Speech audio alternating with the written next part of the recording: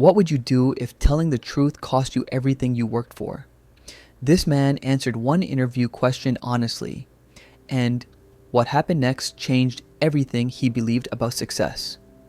The conference room was sterile, white walls, glass table, 7 executives in tailored suits, sitting across from a man who'd spent 3 months preparing for this moment.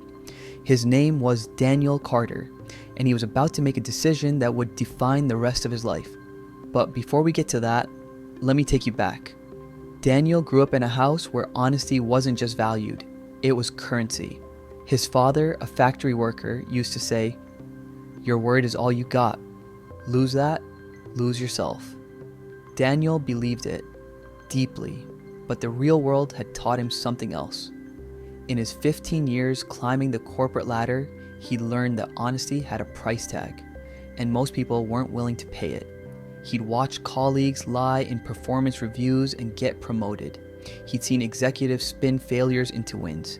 He participated in meetings where everyone nodded along to strategies they knew would fail, because disagreeing meant being labeled not a team player. And Daniel played along, because he had a mortgage, 2 kids in private school, a wife who'd sacrificed her career so he could chase his. But inside, something was rotting. Every compromise felt like a small betrayal. Every half-truth left a residue he couldn't wash off. Then came the opportunity. Vice President of Operations, Fortune 500 company, 7-figure salary. The job he'd been chasing for a decade. The interview process was brutal.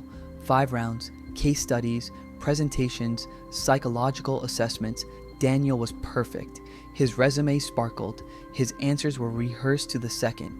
He knew how to play the game, and then he made it to the final round. 7 people, the CEO, the board members. This wasn't just an interview, it was an audition for the rest of his life. The questions came fast. Strategic vision, leadership style, crisis management. Daniel nailed every single one. He could feel it. The job was his. And then the CEO leaned forward. "Daniel, I have one final question, and I want you to really think about this." The room shifted. Everyone straightened in their chairs. In your current role, have you ever been asked to do something that conflicted with your personal ethics? And if so, how did you handle it? Daniel's mind exploded. He knew the right answer, the safe answer, the answer that would land him the job. I've been fortunate to work in environments that align with my values.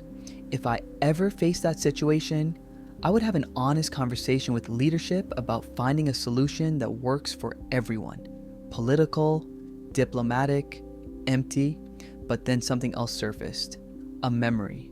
3 years ago, Daniel's previous company. They were launching a product that hadn't been properly tested. He knew it. The engineering team knew it. But the investors were pushing. The timeline was locked. In the final meeting before launch, Daniel sat silent. He had the data. He had the proof. He could have stopped it. But he didn't.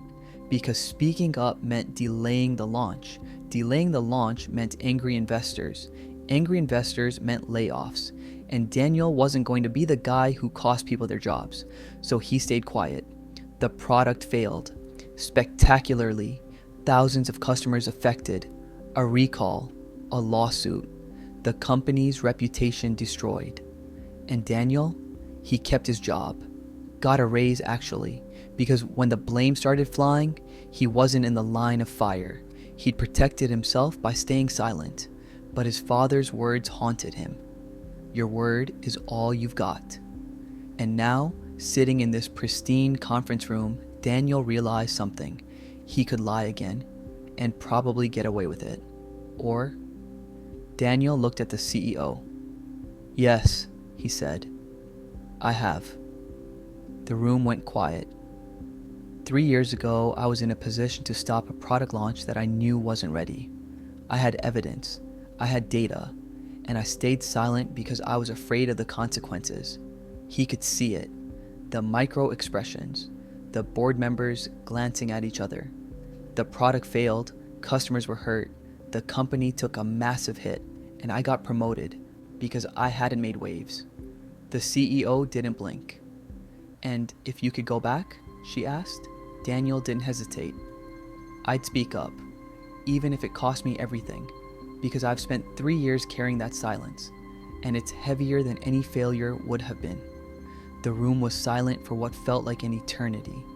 Then the CEO smiled, just slightly. Thank you for your honesty, Daniel. He walked out of that building convinced he'd just sabotaged his career. A week later, Daniel got the call. He got the job. But that's not the twist.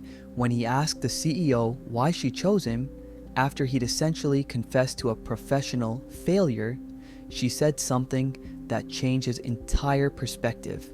Daniel, we weren't looking for someone who's never made mistakes. We were looking for someone who's learned from them. Every other candidate gave us the perfect answer. You gave us the real one. She paused. We have enough people who know how to play the game. We needed someone who knows when to stop playing. Daniel started that job 3 months ago, and yes, it's challenging. Yes, there are moments where honesty creates friction, but here's what he learned.